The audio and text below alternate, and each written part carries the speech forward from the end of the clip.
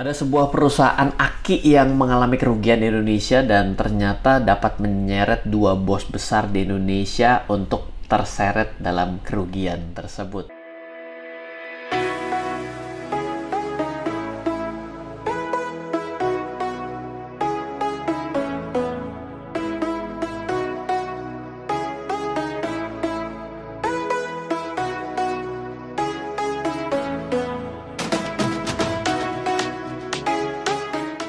Oke, welcome back di RF Channel on YouTube, back with Ryan Filbert. Sudah cukup lama saya tidak membahas secara lebih detail mengenai saham ataupun menganalisa saham. Maka seperti biasa, saya mau share pengalaman dan analisa yang sederhana tapi menurut saya menarik. Saya harap kita bisa memperoleh pelajaran berharga dari kejadian yang saya mau ceritakan sekarang. Nah, cerita investasi kali ini tentunya datangnya dari negeri kita sendiri, dari Bursa Efek Indonesia. Entah dari mana atau kapan pastinya, dalam beberapa waktu terakhir pasti di dalam aplikasi yang kita gunakan sering sekali kita mulai mendapatkan informasi mengenai informasi akan adanya papan pemantauan khusus ataupun informasi saham yang mau di delisting ya. Nah, baru-baru ini ada salah satu perusahaan yang terancam delisting yang cukup menarik perhatian saya, bahwa perusahaan yang mau di delisting ini, yang mau saya bahas adalah pasarnya perusahaan yang terancam di delisting ini dikabarkan berpotensi menyeret 3 taipan alias bos besar yang ada di Indonesia untuk mengalami kerugian bersama delistingnya. Mau tahu perusahaan apa yang di delisting, kenapa bisa perusahaan itu di delisting, dan siapa bos besar di Indonesia yang terancam rugi akibat perusahaan ini? So, ayo kita coba lihat satu-satu ya. Pertama-tama, buat Anda, buat teman-teman semua yang mungkin belum tahu, saya akan coba jelaskan dulu apa itu yang disebut dengan delisting. Delisting ya itu adalah makanan dari planet mana sih yang namanya delisting? Jangan-jangan delisting ini berasal dari tempat hangout terbaru ya. Oke, jadi delisting itu bukan sebuah nama makanan ataupun suatu daerah khas ya. Tapi delisting itu ketika kita belum terlalu familiar, saya coba untuk kasih tahu bahwa yang namanya listing adalah proses untuk mendaftarkan perusahaan masuk ke dalam Bursa Efek Indonesia.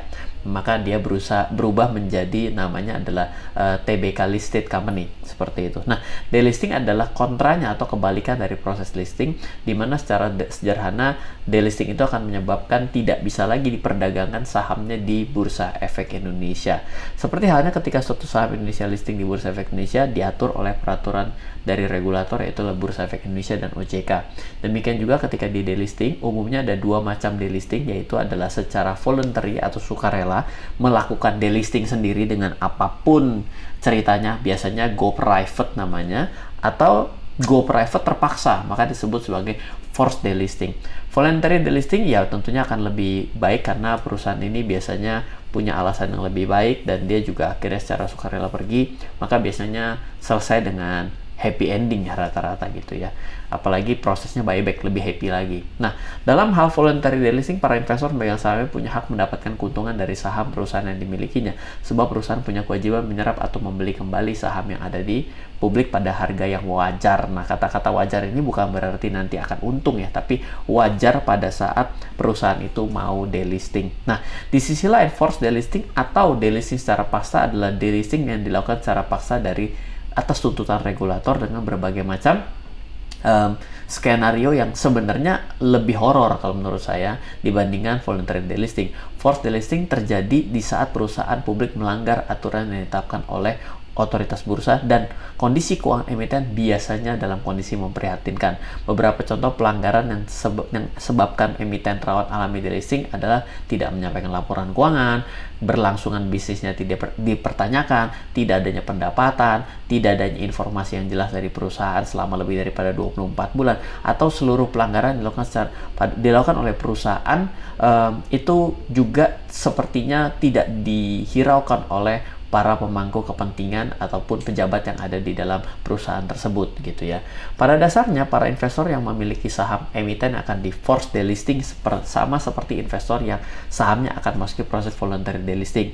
Para investor juga berhak memperoleh kembali hasil penanaman modal pada saham tersebut, atau kalau tidak maka akan terkatung-katung karena setelah tidak adanya lagi di bursa, maka tidak lagi ada yang namanya peraturan OJK dan juga Bursa Efek Indonesia antara you and me ini antara saya dan perusahaan tersebut, dan biasanya akan semakin gelap untuk melihat perkembangan dan pelaporan dan apapun kita sebagai pemegang sahamnya. Nah, ancaman delisting dari Bursa Efek Indonesia adalah bagian kedua yang saya mau bahas. Adalah setelah sama-sama belajar kita mengenai delisting, mari kita cari tahu saham apa sih yang terancam delisting dari Bursa Efek Indonesia. Ya, ternyata di awal tahun 2024 terdengar berita ada PT Nipres Tbk yang terancam out alias delisting dari bursa. Sedikit informasi mengenai PT ini adalah sebuah perusahaan yang tergolong dalam sektor consumer cyclical dan subsektor otomotif yang memproduksi aki alias baterai kendaraan, berlokasi di Bogor dan sudah didirikan lama 1970, memproduksi berbagai macam baterai, mulai dari baterai mobil, motor, golf car, forklift, UPS, dan masih banyak beragam baterai lainnya.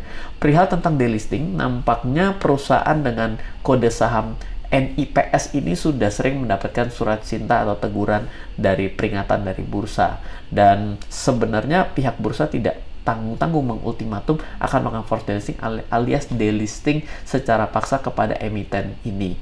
Sebagaimana tidak, sebenarnya perdagangan sahamnya sudah disuspensi ini kalau kita lihat sudah 54 bulan, artinya lebih daripada 24 bulan. Ada saja orang yang berarti memiliki saham ini sudah hampir anaknya umur 5 tahun dan tidak bisa melakukan suatu transaksi apa-apa pada saham ini. Dari pihak perusahaan juga nampaknya tidak ada respon ketika sudah diperingatkan beberapa kali. Berdasarkan peraturan bursa, ini tentunya harus tahu ya, karena kalau kita berinvestasi dengan baik maka kita juga harus tahu peraturan. Penghapusan pencatatan dan pencatatan kembali, ada delisting, ada relisting saham di bursa.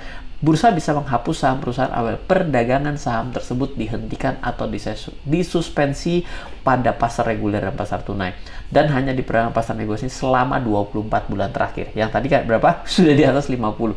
Jadi sudah pasti sebenarnya sudah masuk syarat. Masih dalam aturan yang sama, BI bisa mendepak alias forced delisting emiten jika mengalami kondisi atau peristiwa yang secara signifikan berpengaruh negatif terhadap keberlangsungan usaha perusahaan, baik dari sisi finansial maupun dari sisi hukum, dan tidak dapat menunjukkan indikasi pemulihan. Nggak ada potensi untuk balik lah, tidak bisa recovery dan comeback.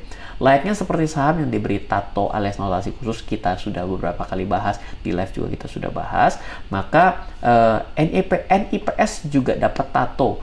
Koleksi tatonya NIPS ini tidak main-main ya, ada banyak notasinya gitu ya. Yang pertama, adanya permohonan pilot, berarti mau dibangkrutkan. Perusahaan tercatat belum menyampaikan laporan keuangan tahunan. Perusahaan tercatat belum menyelenggarakan RUPS dalam 6 bulan terakhir. Perusahaan tercatat memenuhi kriteria efek bersifat ekuitas dalam pemantauan khusus. Nah, jadi banyak gitu. Jadi inilah kondisi ya bagian kedua yang mau ceritakan. Nah, sekarang kita lanjut kepada bagian ketiga. Mari kita coba berbicara mengenai kondisi fundamental perusahaan setelah kita mendapatkan informasi bahwa bursanya mengganjar begitu banyak notasi khusus di sana. Nah, mungkin bertanya-tanya seberapa parah fundamental daripada perusahaan NIPS ini sampai-sampai terancam delisting. Nah, saya akan coba ajak kita semua untuk menelusuri kondisi fundamental perusahaan yang nasibnya sedang di ujung tanduk ini. Dari laporan keuangan terakhir bisa coba pelajari. Saya hanya peroleh laporan keuangan tahun 2017, which sudah sangat lama. Jadi saya coba putuskan menggunakan rekapan data yang ada di salah satu website agregator, yaitu investing.com, untuk bisa peroleh data historis dengan data yang ada di investing.com. Saya peroleh data historisnya ada 2014 sampai dengan 2017. Saya mencoba menghitung 3 parameter fundamental perusahaan yang meskipun kita paksakan untuk baca, meskipun si bursanya juga sudah bertanya-tanya ya. Yaitu tetap saja ada 3, yaitu net profit margin, return on equity, dan debt to equity ratio.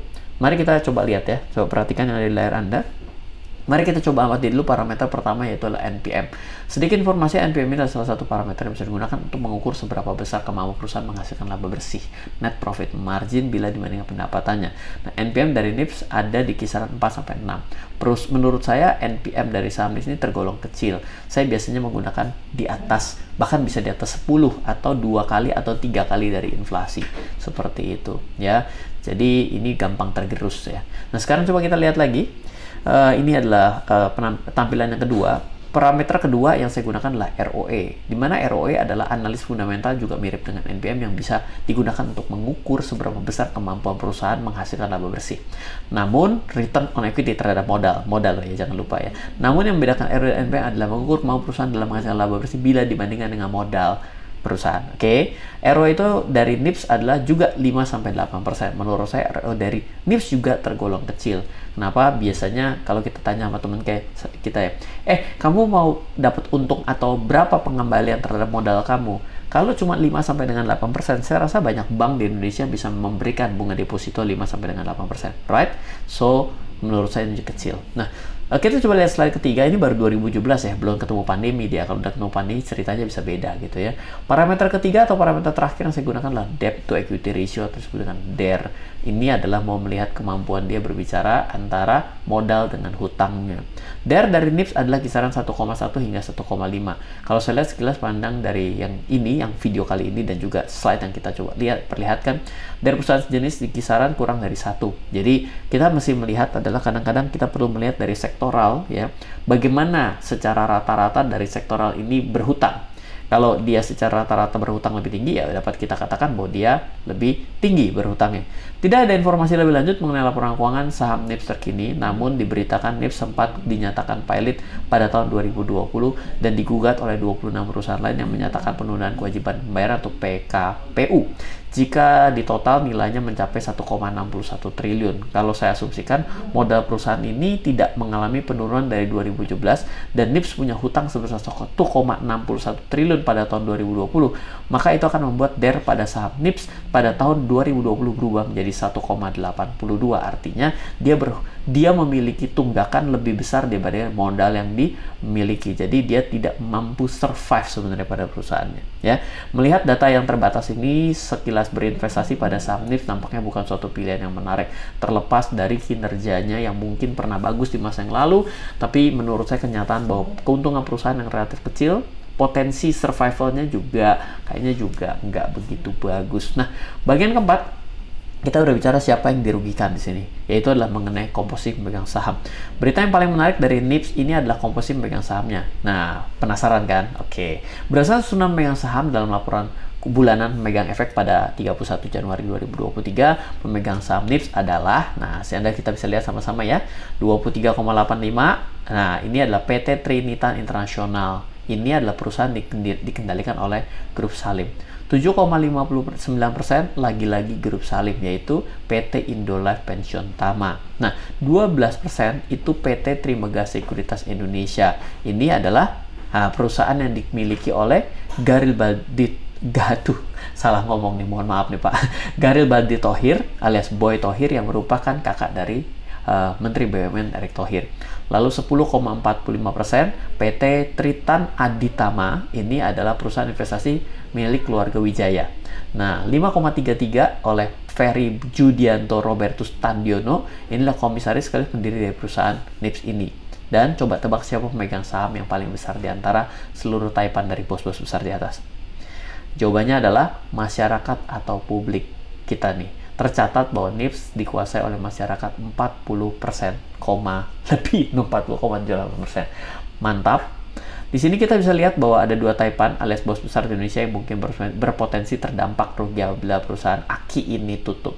Pertama adalah Antoni Salim dari Grup Salim yang berinvestasi pada NIPS melalui dua perusahaan sekaligus, yaitu Trinitan dan juga Indolife. Lalu dari Boy Thohir yang berinvestasi melalui perusahaan Trimegah Sekuritas. Tapi yang menurut saya lebih memprihatinkan adalah masyarakat Indonesia yang di publik memiliki 40%. Porsi kepemilikan suatu saham perusahaan yang justru didominasi oleh publik punya kecenderungan kurang menarik untuk diinvestasikan. Masih lebih menarik apabila teman-teman berinvestasi pada saham-saham perusahaan yang secara porsi kepemilikan perusahaan masih dikuasai oleh perusahaan itu sendiri. Ini sih tidak bisa serta-merta teman-teman akan anggap ini secara vulgar sekali. Saya katakan ya, tapi kita harus sadar bahwa semakin besar jumlah kepemilikan pada publik, maka secara otomatis kerugian perusahaan itu akan diterima oleh publik lebih besar. Dan juga biasanya kita punya pemahaman bila ada suatu tambang emas, masa iya orang akan berbagi tambang emas itu secara lebih murah dibandingkan yang lain kepada kita? ya kan? Karena apa? Karena kita harus tahu bahwa saham adalah instrumen yang berisiko, dan bagi perusahaan saham itu adalah suatu jenis pembiayaan yang berbunga murah karena tidak menjanjikan keuntungan. Jadi orang yang berinvestasi saham itu harus bisa membaca apa yang terjadi di dalam perusahaan tersebut. Nah, mungkin kalau kita berbicara mengenai kebangkitan perusahaan ini kembali berkinerja baik, nampaknya akan menjadi sangat sulit.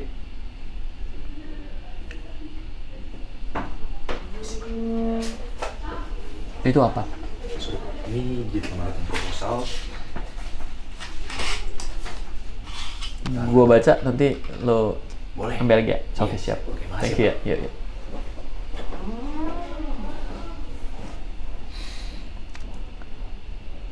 Oke. Mengenai kemungkinan perusahaan bangkit dan kembali berkinerja baik, menurut saya sulit. Kalau misalnya berpikir dari sudut pandang orang awam sebagai seorang pemilik perusahaan yang hanya menguasai 5,33% saham perusahaan ya, dan berjuang untuk memperbaiki kondisi perusahaan supaya kembali laba demi membela kepentingan 95%-an, ya kok rasanya menurut saya motivasinya jadi kurang seru. Makanya inilah sesuatu yang kita harus perhatikan ketika saham sudah lebih banyak pada publik. Akhirnya kepentingan-kepentingan seperti ini harus kita coba lihat secara logika juga. Kalau sampai si PT Nipres ini juga ditutup, maka tentunya akan cukup banyak memakan korban. By the way, teman-teman ada yang punya saham NIPS? Nah, mungkin kalau pernah punya sebelumnya boleh cerita juga gitu ya. Saya pengen dapat gambarnya. Saya kebetulan tidak pernah memiliki saham ini gitu ya. Mau dia orang besar, orang kecil, setengah besar, setengah kecil, ada di dalam megang sahamnya, saya tidak peduli, tapi saya tetap lihat kembali lagi ada di dalam laporan keuangan, dan kadang-kadang saya juga coba tanya dengan teman-teman yang mungkin punya bekerja di tempat situ gitu ya. Tapi bukan suatu hal yang mustahil. Kita harapkan PT ini kembali beroperasi dan batal dibangkrutkan. Anyway, kalau sudah dalam putusan pilot, mestinya kalau nggak banding ya pilot beneran gitu ya. Ya, mulai dari terseretnya para taipan-taipan besar di Indonesia, jumbo porsi pemilikan saham di masyarakat, forced delisting pula, ini juga mengejutkan. Saya tidak tahu pasti apa yang mendasari para taipan tersebut berinvestasi pada saham NIPS dulunya.